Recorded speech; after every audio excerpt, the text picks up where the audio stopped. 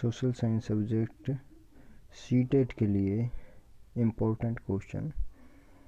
तो सबसे पहले 1 से और 3 जो क्वेश्चन है ये दिए गए अनुच्छेद में से हैं, तो अनुच्छेद को यहाँ पर रीड करेंगे। नीचे दिए अनुच्छेद को ध्यानपूर्वक पढ़ने के बाद उचित विकल्प चुनिए। एक चिट्ठी आपके नाम, अनुच्छेद का यहाँ पर एक चिट्ठी आपके नाम, ये अनुच्छेद का यहाँ पर नाम दिया गया है। शायद आपने अपने छात्र छात्राओं या बच्चों को कहते सुना होगा कि नागरिक शास्त्र बड़ा बोरिंग है। हो सकता है कि आपको भी लगता हो बोरिंग, की बात में दम है। अपने देश में नागरिक शास्त्र के पाठ्यक्रम में शासन की औपचारिक राजनीतिक संस्थाओं की जानकारी पर जोर रहा है।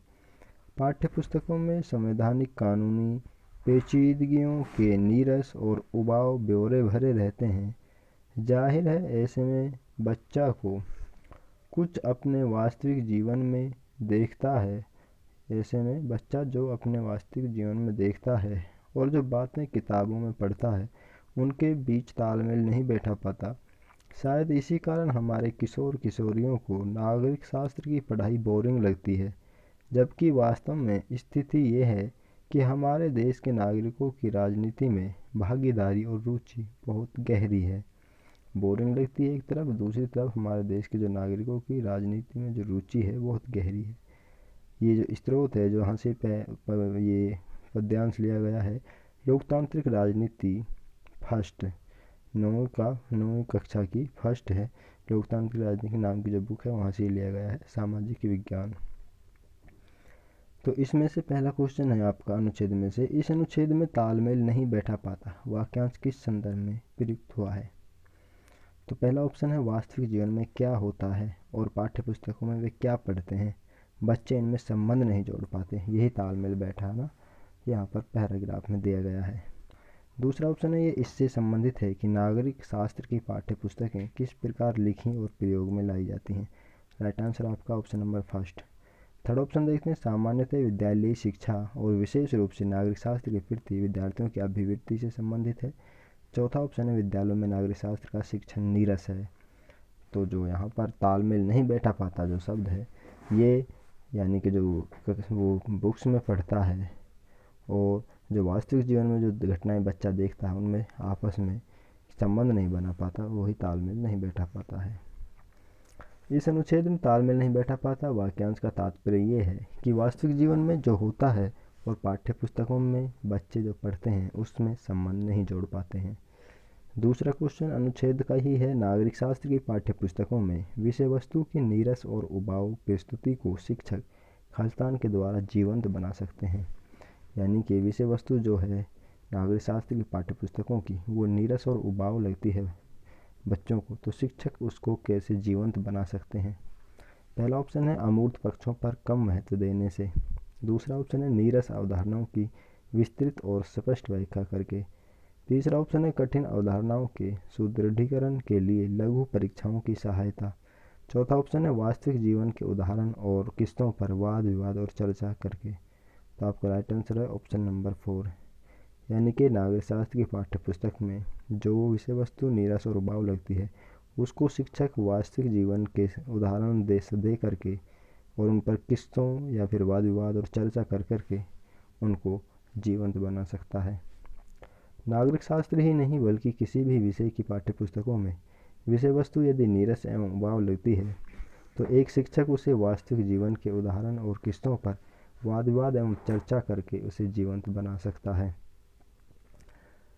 तीसरा क्वेश्चन है, नागरिक शास्त्र के पाठ्यक्रमों को कक्षा में संपादित करने के लिए सबसे बेहतर शिक्षा शास्त्रीय अभ्यास को निम्नलिखित में से कौन सा दर्शाता है। पहला ऑप्शन है शिक्षिका किस्सों और लघु कथाओं से जोड़ते हुए विषय को रोचक बनाती है लेकिन पाठ्यपुस्तक और व्याख्यान पद्धति में उसका दृढ़ विश्वास है। दूसरा ऑप्शन है शिक्षिका अत्यंत सतर्कता से पाठ्य योजना का पालन करती है और नोट्स बनाने के लिए अनेक संदर्भ पुस्तकों का प्रयोग करती है। तीसरा ऑप्शन है शिक्षिका अपने विद्यार्थियों को युवा संसद में शामिल करती है और वास्तविकता में वो क्या देखते हैं ये उनका अवलोकन करती है। इनके साथ साथ पाठ्यपुस्तक में दी गई विषय वस्तु का भी आलोचनात्मक विश्लेषण करने के लिए बच्चों को प्रेरित करती है। चौथा ऑप्शन है शिक्षिका समस्त बातों को विस्तार से समझाते हुए नागरिक शास्त्र की पूरी पाठ्य पुस्तक पढ़ाती है और विद्यार्थियों को भली प्रकार से तैयार करती है। तो यहाँ पर जो नागरिक शास्त्र के पाठ्यक्रमों को कक्षा में संपादित करने के लिए जो सबसे बेहतर शिक्षा शास्त्रीय अभ्यास है वो होगा कि शिक्षा अपने विद्यार्थियों को युवा संसद में शामिल करती है और वास्तविकता में फिर वो क्या देखते हैं उनका अवलोकन करती है और इसके साथ साथ ही पाठ्य पुस्तक में दी गई विषय वस्तु का भी आलोचनात्मक विश्लेषण करने के लिए बच्चों को प्रेरित करती है। नागरिक शास्त्र के पाठ्यक्रमों को कक्षा में संपादित करने के लिए सबसे बेहतर शिक्षा शास्त्रीय अभ्यास दिए गए विकल्पों में से ये हो सकता है। शिक्षिका अपने विद्यार्थियों को युवा संसद में शामिल करती है और वास्तविकता में वे क्या देखते हैं इनके साथ पाठ्य पुस्तक पढ़ाती है और विद्यार्थियों को भली भांति तैयार करती है। चौथा क्वेश्चन है भारत में प्रभावी प्रशासनिक प्रथा विकसित करने के ब्रिटिश सरकार ने निम्नलिखित में से किसे अपनाया। भारत में प्रभावी प्रशासनिक प्रथा विकसित हो सके इसके लिए ब्रिटिश सरकार ने कौन सा अपनाया। पहला ऑप्शन है सर्वेक्षण करने की प्रथा, दूसरा ऑप्शन है भू राजस्व संग्रहण करने की प्रथा, तीसरा ऑप्शन है स्थानीय जनसंख्या का शोषण करने की प्रथा, चौथा ऑप्शन है सैन्य अभियान। राइट आंसर आपका सेकंड ऑप्शन यानी भू राजस्व संग्रहण करने की प्रथा को ब्रिटिश सरकार ने अपनाया था भारत में प्रभावी प्रशासन को विकसित करने के लिए। भारत में प्रभावी प्रशासनिक प्रथा विकसित करने के लिए ब्रिटिश सरकार ने भू राजस्व संग्रहण करने की प्रथा को अपनाया। अंग्रेजों ने कई भू राजस्व संग्रह की पद्धतियाँ लागू की। इस ये जो प्रथा थी इसमें जो पद्धतियाँ लागू की गई थी वो थी आपकी जमींदारी, रैयतवाड़ी और स्थायी पद्धति। अगला आपका यहाँ पर पांचवा क्वेश्चन है निम्नलिखित आरेख में कौन सा तीर दक्षिण पूर्व दिशा को दर्शाता है।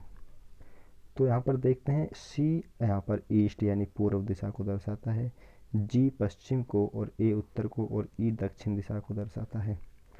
तो सी और ई के जो बीच में है सी यहाँ पर पूर्व है, ई यहाँ पर दक्षिण है, तो डी जो है सी और ई के बीच में ये आपका दक्षिण पूर्व दिशा को दर्शाएगा। तो आपका राइट आंसर ऑप्शन नंबर 4 यानी कि डी यहाँ पर दक्षिण पूर्व दिशा को दर्शाता है। दक्षिण पूर्व दिशा पूर्व तथा दक्षिण दिशा के बीच में होती है 45 डिग्री पर, अर्थात दक्षिण दिशा में वामावर्त 45 डिग्री अथवा पूर्व दिशा से दक्षिणावर्त 45 डिग्री होगी। यानी कि अगर दक्षिण दिशा से हम चलते हैं वामावर्त पूर्व की तरफ 45 डिग्री या फिर हम पूर्व दिशा से चलते हैं दक्षिण की तरफ 45 डिग्री तो ये दक्षिण पूर्व दिशा होगी। छठा क्वेश्चन है जल संरक्षण के संदर्भ में निम्नलिखित में से कौन सा कथन गलत है। पहला ऑप्शन है वन अथवा वनस्पति आवरणों के द्वारा भूमिगत जल के स्तर को सुधारा जा सकता है, ये बिल्कुल ठीक है, यहाँ पर गलत ऑप्शन बताना है। दूसरा ऑप्शन है पृष्ठीय प्रवाह को नियंत्रित करना जल संरक्षण तरीकों में से एक है, ये भी ठीक है। तीसरा ऑप्शन है स्प्रिंगल वाष्पीकरण को प्रभावी तरीके से नियंत्रित करते हैं, ये भी ठीक है। चौथा ऑप्शन है जल अनवीकरणीय संसाधन है, तो ये गलत है, जल नवीकरणीय संसाधन है। जल नवीकरणीय संसाधन है, इसका संरक्षण पुनरुपयोग द्वारा किया जाता है। सातवां क्वेश्चन है ब्रिटिश शासन के अंतर्गत स्थानांतरित कृषकों को कौन सी समस्याओं का सामना करना पड़ा था। जब ब्रिटिश शासन था भारत पर तो उस समय जो कृषक थे जो एक स्थान से दूसरे स्थान पर कृषि करते थे उनकी समस्याएं क्या थी, उनको कौन सी समस्याओं का सामना करना पड़ा था। पहला ऑप्शन है उनकी कृषि उत्पादन में गिरावट आई, दूसरा ऑप्शन है उनकी गतिविधि प्रतिबंधित हो गई थी, तीसरा ऑप्शन है बेरोजगारी उनके सामने आ गई, चौथा ऑप्शन है उनका शोषण होने लगा। तो आपका राइट आंसर है सेकंड ऑप्शन, उनकी गतिविधि प्रतिबंधित हो गई थी ब्रिटिश शासन में। जो वो गतिविधियाँ करते थे एक स्थान से दूसरे स्थान पर जाना, कृषि करना, सभी बाधित हुई थी। ब्रिटिश शासन के अंतर्गत सीमांतरित कृषकों के सामने सबसे बड़ी समस्या ये आई कि उनकी गतिविधि प्रतिबंधित हो गई थी। आठवां क्वेश्चन है मध्यकालीन भारत में मंदिरों को खालिस्तान के केंद्र के रूप में जाना जाता था। पहला ऑप्शन है सांस्कृतिक गतिविधियों, दूसरा ऑप्शन है बड़े पैमाने पर विदेशी व्यापार, तीसरा ऑप्शन है सूफी आंदोलन, चौथा ऑप्शन है वास्तुकला। आपका राइट आंसर है फर्स्ट ऑप्शन यानी सांस्कृतिक गतिविधियों के केंद्र के रूप में मध्यकालीन भारत में मंदिरों को जाना जाता था। मध्यकालीन भारत में मंदिरों को सांस्कृतिक गतिविधियों का केंद्र माना जाता था।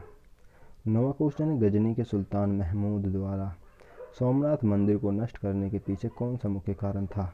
पहला ऑप्शन है उसे मंदिर की वास्तुकला पसंद नहीं थी, दूसरा ऑप्शन है उसने इस्लाम के महान नायक के रूप में श्रेय लेने की कोशिश की, तीसरा ऑप्शन है वह किसी अन्य उद्देश्य के लिए मंदिर का प्रयोग करना चाहता था, चौथा ऑप्शन है वह वहाँ एक महल बनाना चाहता था। राइट आंसर है ऑप्शन नंबर सेकंड। उसने इस्लाम के महान नायक के रूप में श्रेय लेने की कोशिश की। गजनी के सुल्तान महमूद द्वारा सोमनाथ के मंदिर को नष्ट करने के पीछे मुख्य कारण उसका इस्लाम के महानायक के रूप में श्रेय लेने की कोशिश थी। महमूद गजनवी ने मुख्यतः इस्लाम धर्म के प्रचार और धन प्राप्ति के उद्देश्य से भारत पर 17 बार आक्रमण किए। उसने ये आक्रमण 1001 से 1026 के बीच में किए थे। 10वां क्वेश्चन लास्ट आज के लिए है, निम्नलिखित में से कौन सा कथन प्राचीन हस्तलिपि के संदर्भ में सही नहीं है। जो प्राचीन जो हस्तलिपि थी उसके संदर्भ में सही कथन जो नहीं है वो बताना है, या फिर यहाँ पर गलत कथन बताना है। पहला ऑप्शन है विपराय ताड़पत्रों पर लिखी हुई थी। ठीक बात है, वो ताड़पत्रों पर ही लिखी गई थी।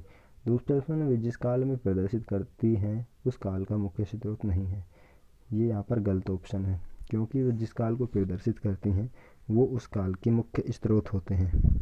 तीसरा ऑप्शन है वह हस्तलिखित थी और उसके बाद मुद्रित की गई थी। ये भी ठीक है, पहले हस्तलिखित थी, हाथ से लिखी गई थी, उसके बाद में उनको मुद्रित किया गया था, मशीनों से लिखा गया था। चौथा ऑप्शन है वे कुछ हस्तलिपियाँ पत्थर या धातु पर उकेरी गई थी। ये भी ठीक है, तो गलत ऑप्शन है यहाँ पर ऑप्शन नंबर सेकंड। प्राचीन हस्तलिपि जिस काल को प्रदर्शित करती है वे उस काल के इतिहास को जानने का मुख्य स्रोत नहीं होती। ये यहाँ पर गलत ऑप्शन है और यही राइट आंसर होगा यहाँ पर ऑप्शन नंबर सेकंड।